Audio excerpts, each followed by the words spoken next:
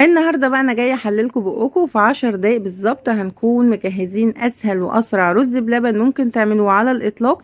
كمان هقولك سر من اسرار المحلات الكبيره، وازاي يطلع معانا مظبوط بالسنتي زيهم كده، ولا رز خفيف ولا رز تقيل، كمان بيطلع طعم كريمي وفي حته تانية خالص. تابع معايا الفيديو للاخر عشان تعرفي اسرار وتفاصيل الرز بلبن. وقبل اي حاجه ما تنسيش تدعميني بلايك واشتراك وكومنت حلو كده زيك، وشير للقناه عشان يوصلك كل جديد.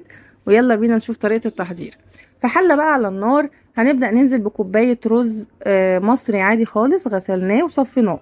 عارفين انتوا كوباية الشاي اللي احنا بنستخدمها دي؟ هي دي كوباية غسلناها وصفيناها من المية كويس جدا، وهنحطها على النار. هنزل عليها ب2 كيلو من اللبن، يبقى ال2 كيلو من اللبن خدوا كوباية من الرز. لو هنستخدم كيلو من اللبن هناخد نص كوباية من الرز. هتقللي المقادير. هنا بقى الرز بتاعي عمره ما هيستوي، يعني احنا حطينا اللبن مع الرز عمره ما هيستوي. هنبدأ نضيف له بقى السحر اللي هيخلي الرز بتاعي يستوي في 10 دقايق بالظبط، وهي المية. لكل كيلو من الحليب هنحط كوباية من المية.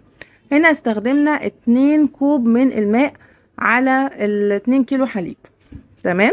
ده هيخلي لك الرز يستوي بسرعة جدا، وهنفضل نقلب لحد ما الرز يبدأ ينفش معاكي زي ما انت شايفة كده.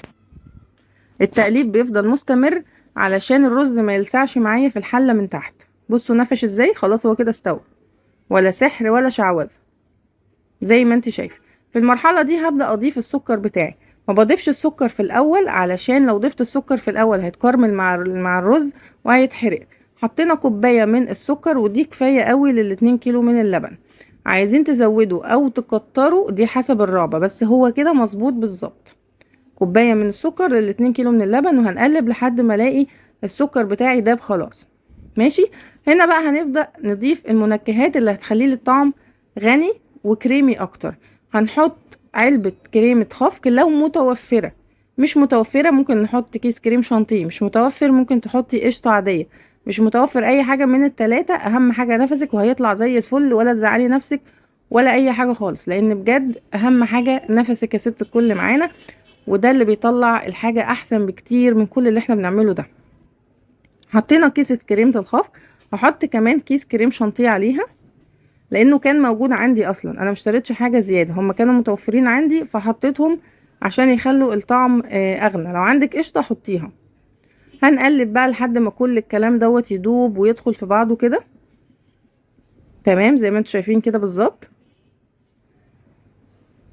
هنبدأ بقى ان احنا نحضر معانا حوالي معلقتين من النشا.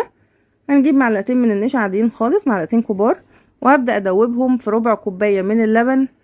يكون يا ساقع يا بدرجة حرارة الغرفة، اهم حاجة ما يكونش سخن. ماشي. وهنقلب كويس جدا لحد ما اتأكد ان النشا بتاعي داب مفيش فيه اي تكتلات عشان ما يضايقنيش في التقليب. خلص هو كده داب معايا اهوت. وهبدأ اضيفه على الرز بلبن بتاعنا. وهنفضل بقى نقلب شوية كده حلوين لحد ما يبدأ يربط معايا، تحسي بقى ان هو بدأ يتقل معاكي وانتي بتقلبي. واحنا بنشتغل على نار هادية زي ما متفقين. احنا بنقلب تقليب مستمر ليه؟ عشان الرز ما يلزقش معايا في الحلة من تحت ويتحرق، فضروري ايدينا فيه على طول. اهو. هنا بقى هنحط شوية فانيليا. الفانيليا طبعا بتديله ريحة حلوة، عشان كده بنحطها في الاخر عشان ريحتها تفضل قوية وموجودة.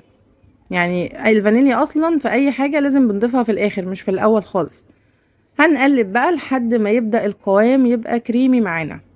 خلاص بتحسي ان هو تقل ومش صايص بقى، لا كده بتحسي ان هو تقل معاكي اهو. بصي، يعني كل شوية بنقلب فيه لحد ما اتأكد ان هو خلاص تقل والرز مستوي والقوام زي الفل. وبتدوقيه على فكرة، لو محتاج سكر زودي زي ما انت عايزة.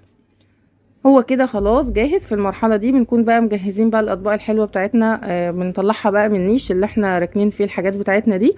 طلعوها بقى يا جماعة، استخدموها، كفاية كفاية على النيش كده. طلعوها واغسلوها كويس، وهنبدأ ان احنا نصفيها وبنحطها. وهنغرف معانا الرز بلبن. طول ما هو على النار خلي بالك بيكون خفيف، يعني بتحس ان هو خفيف.